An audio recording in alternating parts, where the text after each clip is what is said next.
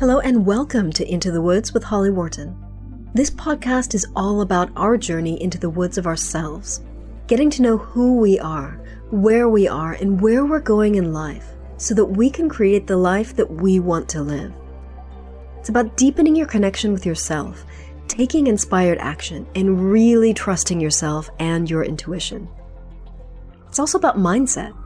Our beliefs are such an important part of this journey, and there are so many ways for us to change our mindset so that we can more easily live a life of expansive joy. This podcast is also about going literally into the woods and spending time in nature, and how that can help us on our own personal journey of self-knowledge. Thank you so much for joining us today. Now let's get into this week's episode. Hello, adventurers, and welcome to the Into the Woods podcast, episode 493. This is your host, Holly Worton, and I'm back with another solo episode. This is actually the second time that I'm recording this episode because I had a problem with my microphone but didn't find out until later. So here we go. Hopefully it'll be even better this time. Today I'm talking about armchair adventures, and that's because it's past the Christmas holiday as I record this, and I just spent the last week or so having lots of armchair adventures and no actual adventures. The weather was terrible where I live. I was really tired. I just didn't feel like getting outdoors and doing anything active. So I thought it was useful, or it might be useful, to talk about this with you because I think a lot of times I do this every year.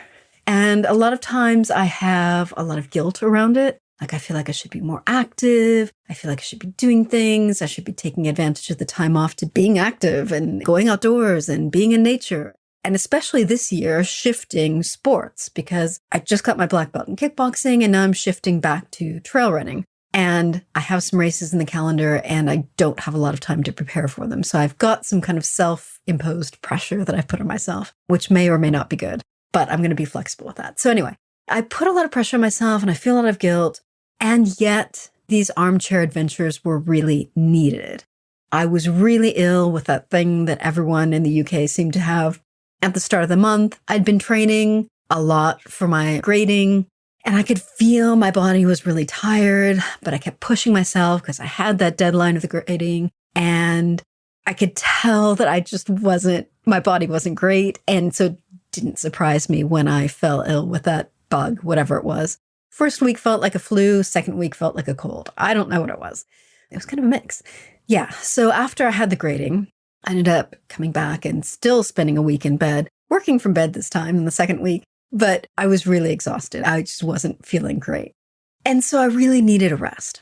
So that's why I decided to have a leisurely holiday season. So what are armchair adventures? Armchair adventures are when you sit in your armchair or sofa or whatever at home or wherever in a coffee shop and you live vicariously through the adventures of others.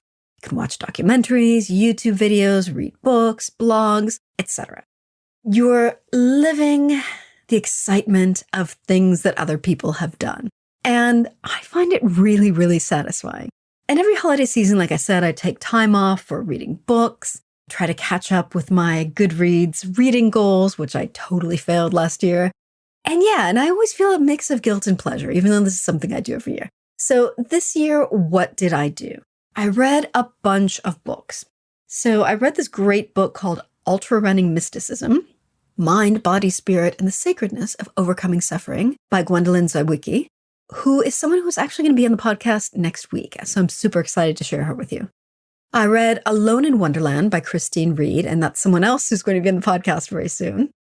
I received an advanced copy of Pilgrimage, Lessons Learned from Solo Walking 3 Ancient Ways by J.F. Penn, and Joe is also coming on the podcast in a few weeks, so that's very exciting. Also read Chasing Himalayan Dreams by Susan Jagannath, who was on the podcast a couple of times already. I read a coast-to-coast book called Coast to Coast, Finding Wainwright's England by Paul Amess, and I'll link to all these books in the show notes so you can see them.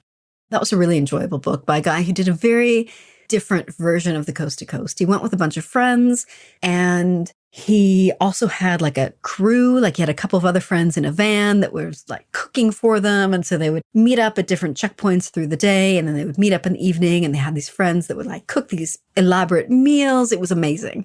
So it was a very different way of doing the coast to coast, and it sounded like a lot of fun. Finally, I read, and I'm still in the process of reading, 36 Islands in Search of the Hidden Wonders of the Lake District, and a few other things too, by Robert Twigger, who's also been a guest on this podcast before. It was a variety of places and adventures, and it was really, really enjoyable. So I really enjoyed all of those. We also watched a ton of YouTube videos. We watched a lot of videos on the coast to coast.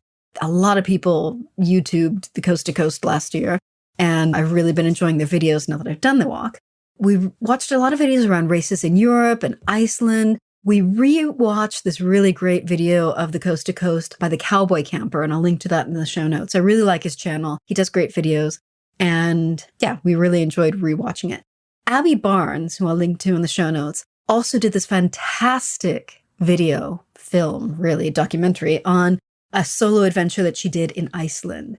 And it was just really lovely to see such a different landscape and to see how she planned the route and how she walked it on her own. It was just really lovely, really different.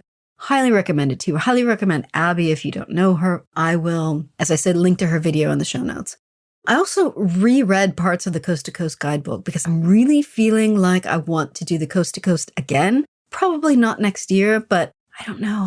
I really, really enjoyed that route, and I would really like to do it again. I also spent a lot of time studying the Coast to Coast map and looking at new places I could visit in the Lake District. And that's what I might be doing for my adventure in this year. I'm thinking about maybe doing the first few days of the Coast to Coast that go through the Lake District and then dropping off the official route and kind of wandering around with a planned route kind of back to St. Bees. We shall see. I don't know, but I love maps. I can get lost in maps, and I really enjoy just wandering around through maps in my mind. That sounds weird, but I love looking at maps after I've been to a place, and I love looking at maps and planning things. So I spent a lot of time really enjoying that map and making notes of new maps that I want to get. So those were my armchair adventures. And I learned a lot of things from those adventures. First of all, I learned, as I've said, that I really want to do the Coast to Coast again. I also learned that I really want to go to the Lake District again. I'm really just craving that kind of landscape. I also learned that I don't have the energy right now for international adventures. I'd really like to fast pack the Trail de Mont Blanc and the Trail de Monte Rosa and maybe go to Iceland someday, but not now. I just really feel like staying in Britain for this year. I don't know. We'll see. For the unforeseeable future.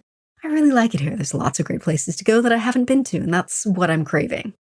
I also learned that I might maybe want to start doing something with my own YouTube channel. I've had some videos up there, nothing relevant to this podcast. I've been thinking about doing videos for quite a while, and I've been thinking about getting a drone for aerial photography ever since I rewalked the Ridgeway in 2020. So this is something that's like been marinating in the back of my mind. Maybe it's time. I've been thinking about getting a GoPro and sharing some of my runs and my walks and some of the nature that I go through. I don't know. I'm still not convinced. I'm still not sure I have the energy for it, but maybe we shall see. It's really appealing to me. I just don't know if I have the time and energy for it. So we shall see. So what are the benefits of armchair adventures? When I recorded the original version of this podcast episode, at the end, I remember signing off and saying something about how, I hope you found this interesting and useful. Now I'm off to real adventures or something like that. I just cringed and I think I deleted it. These are so valuable. I think there's a time for doing and a time for resting, and there's a time for activity, and there's a time for planning activities. And I think armchair adventures are kind of the other side of the coin to outdoor adventures. And I think they're really valuable. So what are the benefits? Entertainment, of course. You can get inspired by others, whether that's getting inspired to do new things, to go to places that people have been, to do things in a different way. I find it really useful and inspiring to see what other people do. You can also get ideas for your own adventures. Like I said, I'd never heard of this trail that Abbie Barnes did in Iceland. Apparently it's a really known trail, but I've never been to Iceland. But the landscape was so beautiful that I definitely have added it to my list of places I want to go. It can also open you up to new possibilities. We also watched a lot of videos of the Trail de Monte Rosa, which is in Europe, and there's an ultra where people run it, but then people also fast pack it and people also backpack it. And it's very challenging terrain compared to what I have in my local area, so it's probably not something I want to sign up to a race to do. but I might like to fast pack it or backpack it. So it looked really lovely. So I was opened up to new possibilities of things to run or hike or walk. It's also a way to get some much needed rest, which I really needed, while still satisfying your need for adventure. So it just feeds my soul to read books and to watch videos about other people's adventures during a time when I don't have the energy to do it myself. You can also learn new things. Like I said, I learned so many things about new races and trails and events and how to prepare for them. You also learn from other people's mistakes. I love it when people are honest in their videos and they talk about things that went wrong. That's one of the things that I try to do in my own books when I'm writing about my trails. I share all the mistakes that I make, so hopefully you don't have to make them. It's also a good way to experience places and events that you're curious about but don't actually want to go to. So there's this race, it's an ultra stage race in Namibia that I have no desire to run. But Jeff Pelletier did a really, really lovely documentary film series on YouTube about his experience running this stage race. And it's a race that I don't want to do because it's predominantly sandy and I really hate sand. I do not like sand. I don't want to run in sand. I lived on the beach for many years in Mexico. I do not want any more sand in my life.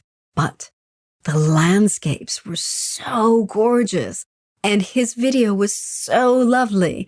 And I just really thoroughly enjoyed his film on this event because it's something I don't want to go to, but I'm curious about it and I want to see the nature. I want to see the landscapes.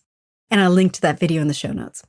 Finally, you might get inspired to share your own adventures with others through podcasting or videos or books or blogging or whatever. So by consuming other people's content during your armchair adventures, you might get inspired to share your own.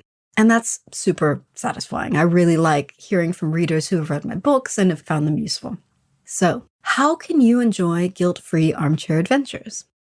Remind yourself, first of all, that not everything needs to be productive. And this is a reminder to myself as well as a reminder to you. Remind yourself that it's okay to do things just for pleasure or entertainment. Like that's purpose. Remind yourself that rest is needed. You don't always need to be on the go. And remind yourself that research is an important part of having future adventures. So before I walked the coast to coast this year, I watched a ton of YouTube videos to prepare and to get ready and to get excited for it. So armchair adventures are part of the process. Finally, if you absolutely need to make it productive, then you can journal on what you learned or what you thought of each adventure and then start planning your own adventures. So how can you have your own armchair adventures? Search for documentaries, YouTube videos, books, magazines, blogs, maps on places that you've been curious about or places that you would like to visit or places that you just want to see or you've always wondered about. And then just start watching and reading and enjoying and see how it works for you. So somehow version 2 of this podcast ended up being 7 minutes shorter than the previous version. So I'm not sure what I left out, but I've used the same bullet points and I've been speaking to the same bullet points. So I don't know what I missed out, but I think it's pretty much all there, but perhaps more compact. So I hope you found this inspiring. I hope it allows you to have your own guilt-free adventures from your armchair or the comfort of your home. And let me know what you discover. You can drop me a line at holly@hollyworton.com or find me online and send me a message about what your favorite armchair adventures have been in the last few months or weeks or years.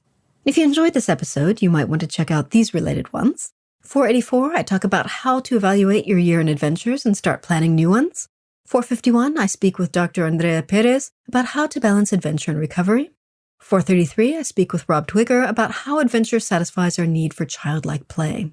428, I discuss moving your adventures into the slower months of the year. And I think this is a good point. I naturally tend to slow down in winter, and I always forget that, and I always want to keep moving at the same pace, but I just naturally want to slow down in winter. So I think it makes sense that I tend to have more armchair adventures during this time of the year. 418, I talk about adventures in rest, which, as I said, was very much needed. 403, I speak with Susan Jagannath about adventures on the Camino Inglés. And 391 is also with Susan, and we discuss hiking the Valley of Flowers in the Himalayas. So that is all for now. Remember to visit hollyworton.com holly.com/493 for the show notes on this episode. And that will include links to all of the videos and books and things that I mentioned so that you can check them out and see what you think. In the meantime, happy trails to you.